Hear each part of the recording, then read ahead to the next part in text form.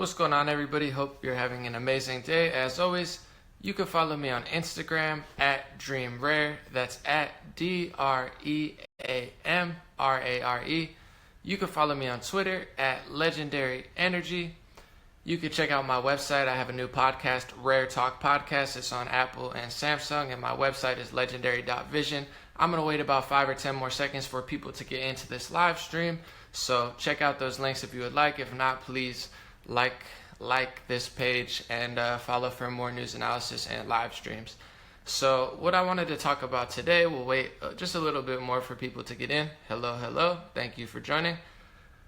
I want to talk about a big news story that is cycling the mainstream media news now, and I stopped talking about this at the request of the family because, the family of Seth Rich had said, for our sake and for our safety and our concern and whatnot, we don't want to talk about it, blah, blah, blah. So I tried to follow the trend as far as when the mainstream media talks about it, Newsweek and Washington Post, New York Times, I feel that it's an appropriate time to mention it again. And especially with this, I would think that the family would like to take in this new information and possibly help with the mystery that is unsolved. So this is a Newsweek headline. I'm just going to read it word for word, and I'm going to pick out key points and also reference a few other things. DNC's Donna Brazile, and Donna Brazile was the ex-head of the DNC. She stepped in when Debbie Wasserman Schultz got kicked out. DNC's Donna Brazile dedicated her book to patriot Seth Rich, whose death made her fear for her own life. Now, 5-6 months ago, you would never have seen this only on right-wing websites. Maybe you would have saw that on, Breitbart or the Daily Caller or whatnot. But this is actually a Newsweek headline. And Newsweek, I'm going to read some of their old headlines from months ago. It says, let me find one. It's why Seth Rich's murder still fuels far-right conspiracy theories. So they spent the last 6 months basically saying it's a conspiracy, it's only a right-wing conspiracy, and that the entire time has been a lie, because before anybody that's right-wing, Republican, conservative, Trump supporter even really followed the situation closely, it was mainly a left-leaning issue.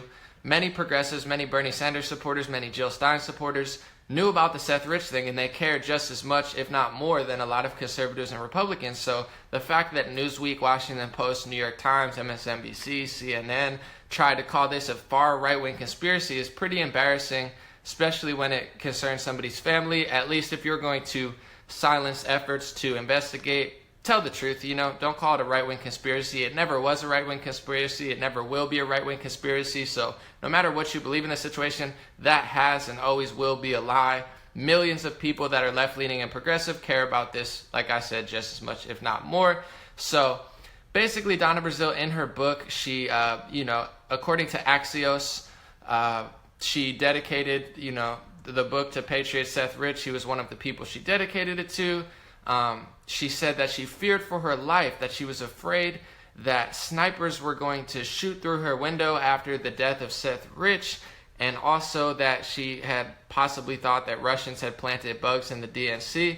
She was scared for her life. And this raises a bunch of questions because when the Seth Rich murder happened, you have to understand a lot of very suspicious things happened, and I'm always very confused. I don't like to fuel conspiracy theories. I don't like to pretend like I know. I like to be as honest as I possibly can because I don't know what happened. I'm never going to be the leaker or the whistleblower. I don't have inside information, nor do I want to. This is not my business. This is not my investigation.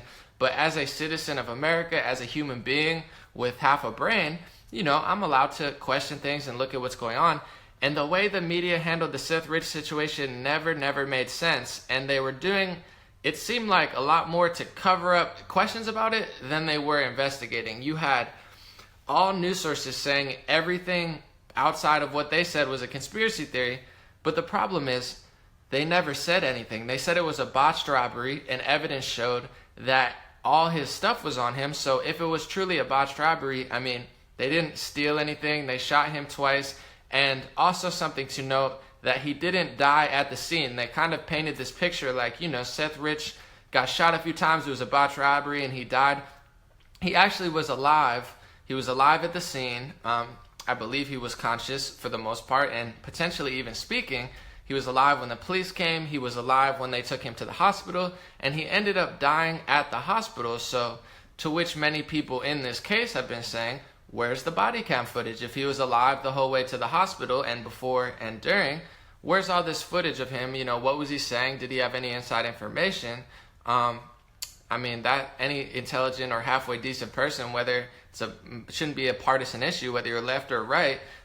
We should be solving these investigations, because in order to stop them, we need to know why it happened. Of course, there is crime and there are robberies. I'm not ruling that out.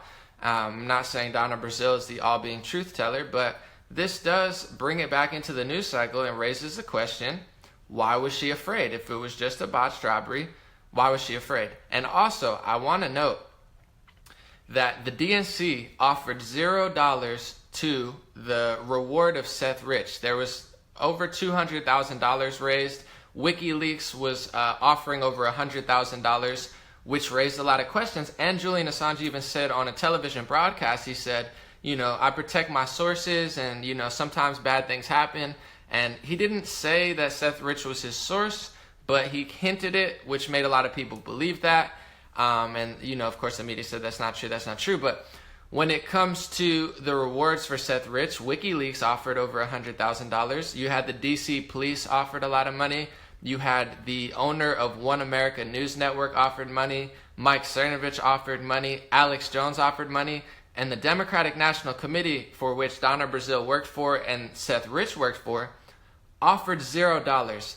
And not only is that a little bit strange, but to put the cherry on the cake, we found out within the last 2 weeks that Hillary Clinton and the DNC funded the fake Russian dossier on Donald Trump that was supposed to be a bombshell, ended up being not true, and embarrassed BuzzFeed for publishing it, embarrassed CNN for covering it. So they don't have money to pay for a potential investigation or reward into one of their slain staff members, but they do have money to fund a Russian document.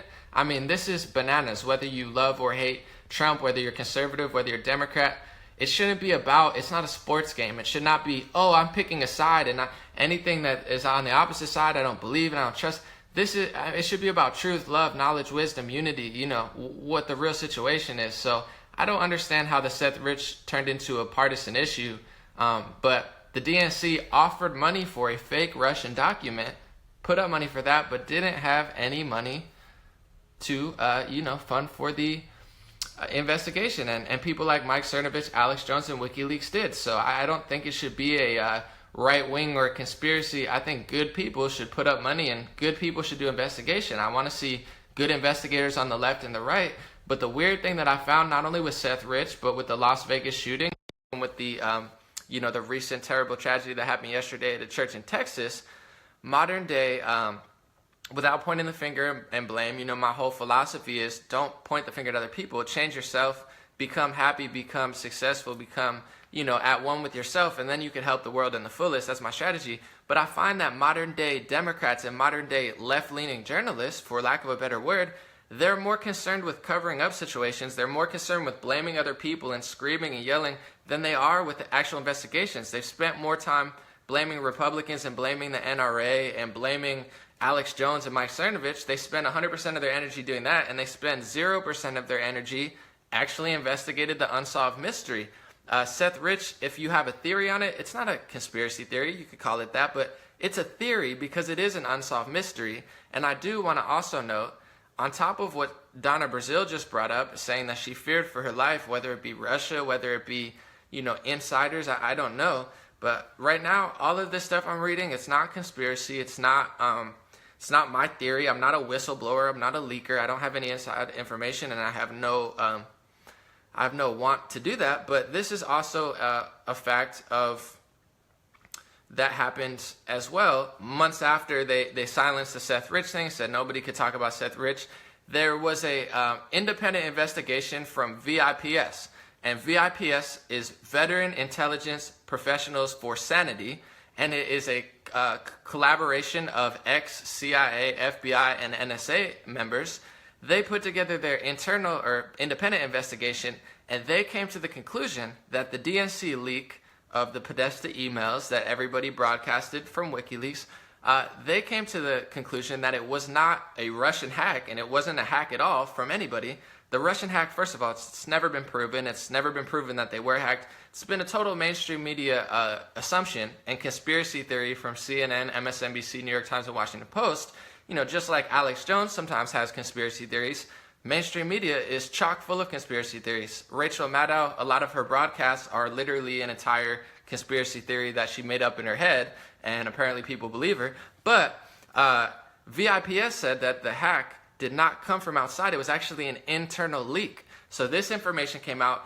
I'm reading it right now from The Nation, which is a very left-leaning organization. I like to do my broadcast and my analysis not with right-wing, not with conspiracy. I like to do it with the Washington Post, with the New York Times, with The Nation, with Newsweek, so you can see that I'm not making this stuff up. It's just that they scream the lies so much. They scream the negativity. They scream hate Donald Trump, hate Republicans, hate conservatives, which I don't think you should do. Just like on the right, I don't think you should hate Democrats, hate liberals, and hate progressives. I think you should love them, realize that they have good hearts, good souls, and any situation that you disagree on, I think we should have conversations and take the best from both worlds because everybody has something to offer.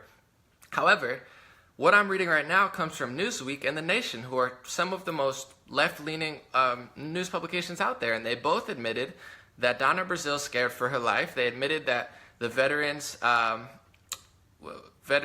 Intelligence Professionals for Sanity said that it came from inside.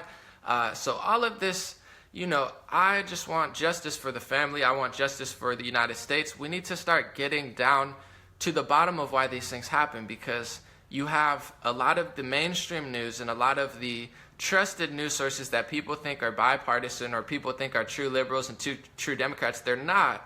They're actually the reason that Donald Trump is in office. So if you don't like Donald Trump, if you don't like, right-leaning things, that I think we should focus on ourselves. To change the world, you have to change yourself. And to change the politics, you have to change your political side. And right now, the left is doing very little investigative journalism. You start to see Newsweek coming around now, the Washington Post, New York Times.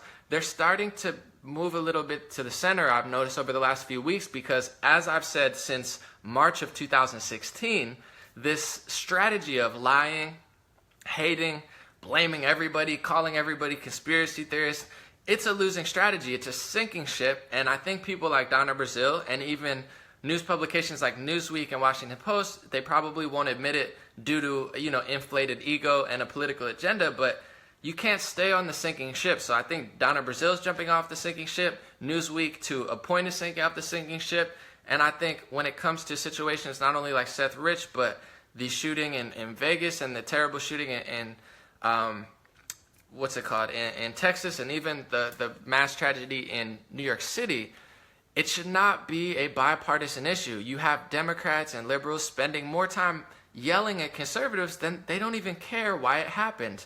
And then you have situations like CNN saying, oh, there's no motive. We don't know. I mean, there's no motive. The guy is a raging atheist who thought people who believed in God and believed in Christianity were dumb, goes and shoots up a church. I mean, what more motive do you need? The guy hated Christians and he hated religious people. I'm sure he hated Islam and Jews as well. I'm not singling that, but he shot up a church. And then you have CNN and, saying, oh, we don't know a motive. And you have Chelsea Handler and Rosie O'Donnell like, oh, it's Republicans' fault. It's like, but conservatives and Christians just got shot. How are you going to blame the community that just got killed? That's like if a bunch of Islamic people got massacred and then you blame that group for dying. That's just as bad. It doesn't matter what religion, race, or gender it is. There's a disconnect coming, obviously, in politics. Everything's so, so polarized, and the right is, just as bad in certain situations. When an Islamic terror attack happens, I dislike how the right starts screaming at the whole religion, and I dislike how the left just ignores it and starts bending over backwards and being like, oh, like, don't offend me. I think both sides are equally as guilty, and it's both counterproductive. You have the one side making the other side more mad, the other side making the other side more mad. It's just bubbling up. The polarization, to me, is very disturbing, and both sides are certainly guilty. But when it comes to situations like the Vegas shooting and the Seth Rich situation, it should not be a partisan issue. I know it's not, no matter how much all of these news publications lie. And the scoop here is that Donna Brazile feared for her life after that. We were told that it was a botched robbery, and if anybody said it wasn't a botched robbery, if you had the thought that hey, maybe it wasn't a botched robbery, maybe it could have been something else. Regardless who did it, we were demonized in certain situations, for very fringe people who said it strongly. I believe they sent lawyers after them saying, stop talking about this. The family doesn't want you to. One more note too on that. The family PR guy, Brad Bauman, is a successful Democratic Party PR person. So it's like there's a lot of very interesting things in the Seth Rich case where I'm not a conspiracy theorist. I'm not somebody who acts like I know what's going on. But, I mean, when it's an unsolved mystery, it's an unsolved mystery. I think we got to stop calling these things conspiracy theories. I want to know the motive in the church shooting. I want to know the motive in the Las Vegas shooting. I want to know the motive in the Seth Rich thing, because I want people like Donna Brazile. I want people like even Hillary Clinton and Elizabeth Warren and Democrats and Republicans and conservatives. I want everyone to be safe. I think the best will happen when we address the problem as it is. And also, we have a lot of people upset. We have a lot of people angry. We have a lot of people hateful towards themselves, and they're going to take it out on other people. So I think the best way to heal our country is to stop with this polarization, stop blaming everybody, stop acting like, oh, if he passes his tax bill or if he passes his health care bill, everybody's going to die. That's not true, because we're going to step up and we're going to help people. Hospitals don't turn people away. We've never done that. We're never going to do that. We need to stop lying to say, if I don't get my way, I'm going to act like a big baby, because that's how you get situations like this. So once again, Newsweek article, bombshell. DNC's Donna Brazile dedicated her book to patriot Seth Rich, whose death made her fear for her own life.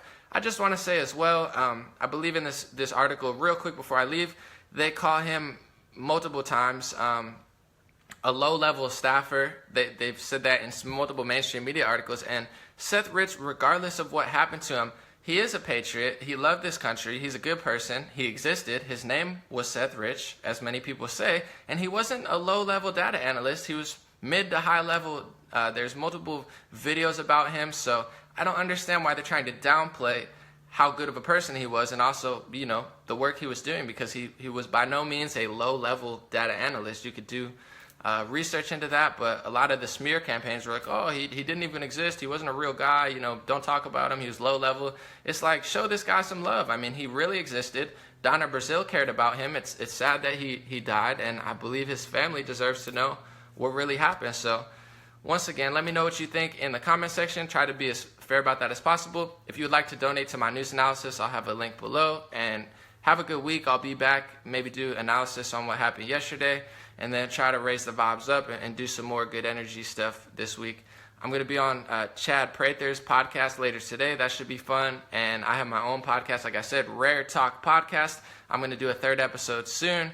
Thank you guys so much. Check out my other videos. Like I said, Twitter, Instagram, website, blah, blah, blah. Have a good day. Thank you.